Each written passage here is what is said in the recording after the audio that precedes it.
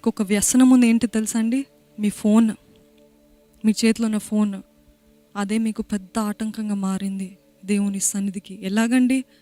మేము రోజు వాక్యం వింటా ఉన్నాము, ప్రార్థన చేస్తూ ఉన్నాము, లైవ్ చూస్తున్నాము. మీరు ఎంత చేసినా మీకు దేవునితో సంబంధము, వ్యక్తిగత సహవాసము లేకపోతే మీరు ఎంత చూసినా ఎంత విన్నినా అదొట్టి జస్ట్ కాంప్లిమెంటరీ, కానీ అదే మెయిన్ సోర్స్, మెయిన్ స్ట్రీమ్ కాదండి. దేవునితో సహవాసం కలిగి ఉండాలంటే ఆయనతోటి రహస్యంగా మీరు సమయం గడుపుతున్నారా?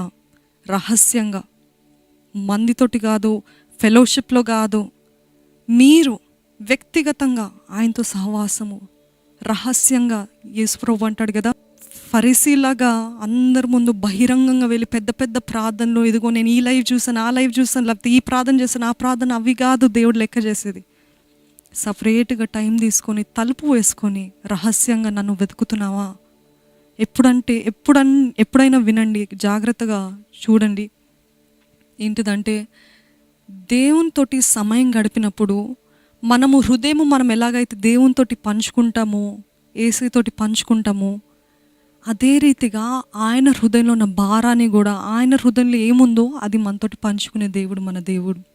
గమనించారండి? ఎప్పుడు మనం మాట్లాడుతూ ఉంటాము, తర్వాత దేవ ఒక్కసారి నీ మాట ద్వారా, నీ వాక్ ద్వారా మాట్లాడు అని బైబిల్ తెరిచినప్పుడు స్పష్టంగా దేవుడు మన పరిస్థితి తగినట్టు ఆయన హృదయంలో ఏముందో అది మనతోటి చెప్తూ ఉంటాడు. అటువంటి అనుభవాలు నాకెన్నో, మీ కూడా ఉండుంటాయి. ఎందుకంటే రహస్యంగా ఆయనతోటి సమయం గడుపుతున్నారు. ఈరోజు ఆ రహస్యంగా గడపడానికి టైం దొరకట్లేదు. ఎందుకంటే మరి ముఖ్యంగా ఫోన్ వాడటం ఇంకా బాగా విస్తరించింది. కేవలము యవనస్తులు కాదండి. ఆశ్చర్యకరమైన విషయం ఏంటిదంటే, యవనస్తులు మాత్రమే ఫోన్ వాడట్లేదు, ఇంటర్నెట్ వాడట్లేదు. ఎక్కడ చూడండి, వృద్ధుల నుండి చిన్న బిడ్డల వరకు ప్రతి ఒక్కరు ఫోన్ వాడటము. కొంతమంది దైవభక్తి అంటే భక్తి చేయడానికి వాడుతూ ఉంటారు. అంటే నేను వాక్యం వినాలి అంటారు. మంచిదే, ఒక వాక్యము చాలు ఆ రోజుకి. కానీ మీరు సహవాసము, మీరు సొంతంగా దేవునితోటి సహవాసం కలిగి ఉన్నారా? చాలామంది ఇది ఒక తప్పైన అలవాటు అయిపోయింది. ఏంటిదంటే, ఈ వాక్యం తర్వాత ఆ వాక్యం వింటున్నారు, కానీ ఎంతవరకు అది అనుభవించుకుంటున్నారు, ఎంతవరకు అది మీ జీవితంలో ప్రాక్టికల్గా అప్లై అవుతుంది? That is not happening, right? విన్నదంతా, అసలు మిమ్మల్ని అడిగాను అనుకోండి, ఇన్ని వాక్యాలు విన్నారు కదా, ఏమైనా చెప్పగలుగుతారంటే దాంట్లో ఒక 2-3 వచనాలు, లేకపోతే 2-3 ఏదైతే వాళ్ళకి తాకిందో అదే చెప్పగలుగుతారు.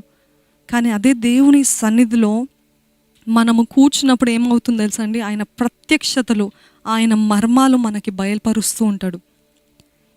ఈ మధ్యకాలం వృద్ధులు అంటే కొంచెం ఓల్డ్ ఏజ్, లేకపోతే మిడ్ ఏజ్, ఇటువంటి వారు కూడా న్యూస్ తర్వాత న్యూస్, వార్తల తర్వాత వార్తలు, ఏం జరుగుతుంది, అయోమయము, ఇంత భయంకరమైన పరిస్థితుల్లో ఉన్నామా, ఈ యుద్ధమా, ఈ భయంకరమైన ఇంకో రోగమా, ఇంకా కొత్త రోగమా, ఏంటి అనేసి అడిక్ట్ అయిపోతున్నారు. దేనికి? వార్తలకి. లేకపోతే ఏం జరుగుతుంది ఈ లోకంలో, ఒక్కొక్క నిమిషము చూడాలని ఆశ. తొందరపెట్ట టీవీ పెట్టి, ఏంటో వార్తలు వినాలి, తొందరపెట్ట ఇంటర్నెట్ కనెక్ట్ చేయి, వార్తలు వినాలి. This is kind of an addiction లాగా అయిపోతుంది. అది కేవలం యవనస్తులు కాదు. ముందన్నా మనం చెప్పగలుగుతాం ఏంటంటే, యవనస్తులు మాత్రమే వ్యసనాలకి బానిసలు అవుతున్నారని. కానీ ఈ కాలంలో అది చెప్పలేము. వృద్ధులు మొదలుకొని చిన్న బిడ్డల వరకు దర్ అడిక్టెడ్. వ్యసనాలు ఎంత బాగా ట్రాప్ చేస్తాడు కదా అపవాది, ఎంత బాగా మనల్ని ఆయన వాడి వలలో వేసుకున్నాడు కదా. గమనించండి, జర్మన్లో ఒక MRI స్కాన్లో ఏం జరిగిందంటే, వాళ్ళు చూసారన్నమాట, ఒక 40 మంది మనుషుల్ని తీసుకొని 20 మంది ఫోన్స్కి అడిక్ట్ అయిన వారు, 20 మంది ఫోన్స్కి అడిక్ట్ అవ్వని వారు, వారి పనులలో ముందుండి, లేకపోతే వాళ్ళన్నీ చేసుకుని లాస్ట్ ఏదో అప్పుడప్పుడు ఫోన్ చూసుకునే వాళ్ళు, ఇలాగ ఉండేవాళ్ళు. అటువంటి టైంలో వాళ్ళకి MRI స్కాన్ చూసినప్పుడు ప్రతి ఒక్కరు బ్రెయిన్లో, మెదడులో గ్రే మ్యాటర్ అని ఒకటి ఉంటుంది. ఆ గ్రే మ్యాటర్ ఏంటిదంటే, మనకి సెన్స్ ఆఫ్ స్మెల్, వాసన, లేకపోతే అదేంటి స్పీచ్, వాగ్దాటు, సెల్ఫ్ కంట్రోల్, ఆశా నిగ్రహత, ఇంకా సైట్, మన కంటి చూపు, మన జ్ఞాపక శక్తి అంతా ఈ గ్రే మ్యాటర్ అనే దాంట్లో ఉంటుందన్నమాట. ఈ 20 మంది ఎవరైతే ఎక్కువగా ఫోన్ వాడారో, ఆ గ్రే మ్యాటర్ అనేది తక్కువ అయిపోయింది అనమాట, చిన్నగా అయిపోయింది. అదే వాడని వారిది ఎలాగుందో అలాగనే ఉంది, ఇంకొక వాళ్ళది ఎక్స్పాండ్ అవుతూ ఉంటుంది, ఇంకా పెరుగుతూ ఉంటుంది అనమాట. ఆ గ్రే మ్యాటర్ అనేది ఏంటిదంటే దేవుడు సృష్టించింది అంటే మన సైట్, మన మెమరీ, ఇవన్నీ మనం ఎంతగా మన మెదడుని వాడతాం అంతగా మనకి మేలు అవుతుంది. కానీ ఈ ఫోన్స్, ఈ వ్యసనాలకి అడిక్ట్ అయిన తర్వాత, ఈ ఫోన్స్ ఇంటర్నెట్కి అడిక్ట్ అయిన తర్వాత ఆలోచన శక్తి లేదు, జ్ఞాపక శక్తి లేదు, మాట్లాడటానికి చూడండి. ఎప్పుడైనా ఎవరితోటైనా మాట్లాడాలనుకుంటే చాలామంది అడిక్ట్ అయిన వాళ్ళు, వ్యసనాలు, ఈ ఫోన్ అనే అడిక్షన్ ఉన్న వాళ్ళు ఏం చేస్తారంటే ఎప్పుడు తల పైకెత్తి చూడరు కదా, ఎప్పుడు కింద చూస్తూ మాట్లాడుతుంటారు. లేకపోతే అసలు వాళ్ళ చెయ్యి ఖాళీగా ఉండదు, ఏదో ఒకటి నొక్కుతూ ఉండాలి, ఏదో ఒకటి ఫిడ్జెట్ చేయాలనే ఆశ ఉంటుంది. ఎందుకంటే దే కెనాట్ కమ్యూనికేట్ ప్రాపర్లీ. వాళ్ళు సరిగ్గా సంభాషించలేకపోతున్నారు, సరిగ్గా మాట్లాడలేకపోతున్నారు. ఈరోజు మేము అందరం చెప్పగలుగుతాం కదా, వీఆర్ సో అడిక్టెడ్. ఎందుకక్క నేను కేవలం మీ వాక్యమే వింటున్నాను? నిజమా? మిమ్మల్ని మీరు పరీక్షించుకోండి. వాక్యం కింద ఏమొస్తుంది? రిలేటెడ్ వీడియోస్ అని, మళ్ళీ దాని నుండి వేరే దానికి అసలు వెళ్ళిందేమో వాక్యం వినటానికి. అక్కడ ఏం చేస్తాడు అపవాది? ట్రాప్లో వేసేస్తాడు. ఇక్కడ పాపం అనే ట్రాప్. టెంప్ట్ అయిపోయాను, శోధించబడ్డానక్క, ఓడిపోయానక్క, మళ్ళీ బయటికి రాలేకపోతున్నాను. దేనికి వెళ్ళారు? వాక్యం. అందుకనే మనకి కావాలి పరిశుద్ధాత్మ శక్తి, పరిశుద్ధాత్మ సహాయం. పరిశుద్ధాత్ముడు లేకపోతే మనకి సెల్ఫ్ కంట్రోల్. అదే కదా ఆయన ఆత్మ ఫలాల్లో ఒక ఫలము ఏంటిదంటే ఆశా నిగ్రహం. అది if we have self control we can overcome. ఇది ఎలాగంటే ఈ మొబైల్ ఫోన్స్, లేకపోతే టెక్నాలజీ, లేకపోతే ఇంటర్నెట్ ఎలాగంటే డ్రగ్స్ లాగా, మత్తు మందులు తీసుకుంటే ఏమవుతుందంటే మనకు ఒకలాంటి ప్లెజర్, ఒకలాంటి సుఖం, ఒకలాంటి ఆనందం కలుగుతుందంట మన బ్రెయిన్లో. డోపమైన్ అంటారు. ఆ డోపమైన్ ఏం చేస్తుందంటే మనము ఏదైనా మంచిది చేస్తామనుకోండి, మనము లేకపోతే ఒక మసాజ్కి వెళ్ళినా లేకపోతే ఏదైనా ఉన్నప్పుడు ఆ రిలీజ్ అవుతుంది, ఆ డోపమైన్ అనే కెమికల్ రిలీజ్ అవుతుంది. ఇప్పుడు మనకి ఎలాగ ఉందంటే ఈ ఫోన్ పట్టుకున్న వెంటనే, మెసేజెస్ చేసిన వెంటనే, లేకపోతే ఇంటర్నెట్ చూసిన వెంటనే, యూట్యూబ్ వీడియోస్ చూసిన వెంటనే, లేకపోతే కామెడీ అని ఎంతోమంది ఇలాగ ఎంటర్టైన్మెంట్ వీడియోస్ చూసిన వెంటనే అది రిలీజ్ అవుతుందన్నమాట.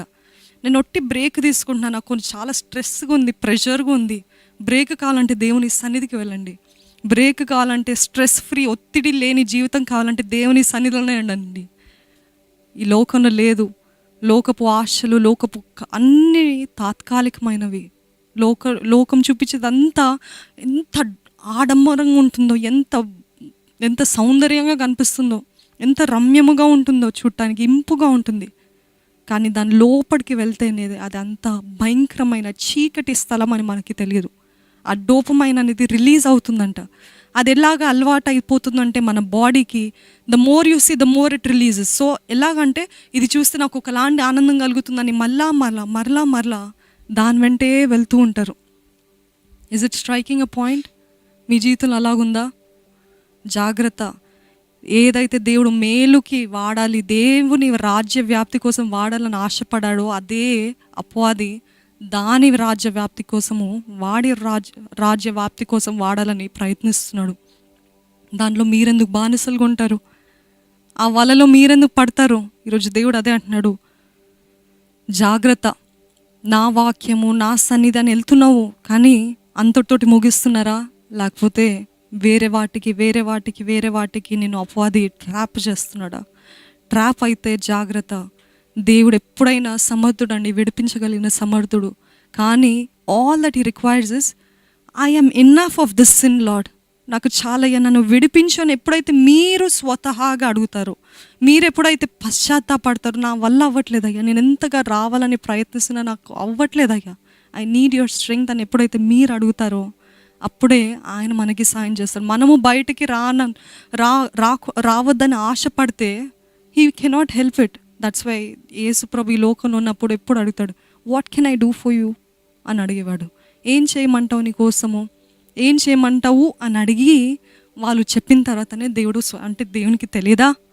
దేవునికి ఆయన సమస్తగా, హీ ఈజ్ సర్వజ్ఞాని కదా, సర్వము ఆయన ఇష్టానుసారంగానే జరుగుతుంది, ఆయనకి అన్నీ తెలుసు. But why is he asking? Because is always a gentlemen. He always takes permission. ఏమైనా చేయాలా. He will never force. But are you ready to come and say, ఇదిగోనయ్యా నా జీవితం, ఇదిగోనయ్యా ఈ వ్యసనంతో బాధపడుతున్నానయ్యా, ఈ బాధతోటి నేను బాధపడుతున్నానయ్యా, నన్ను విడిపించయ్యా, నన్ను విడిపించయ్యా.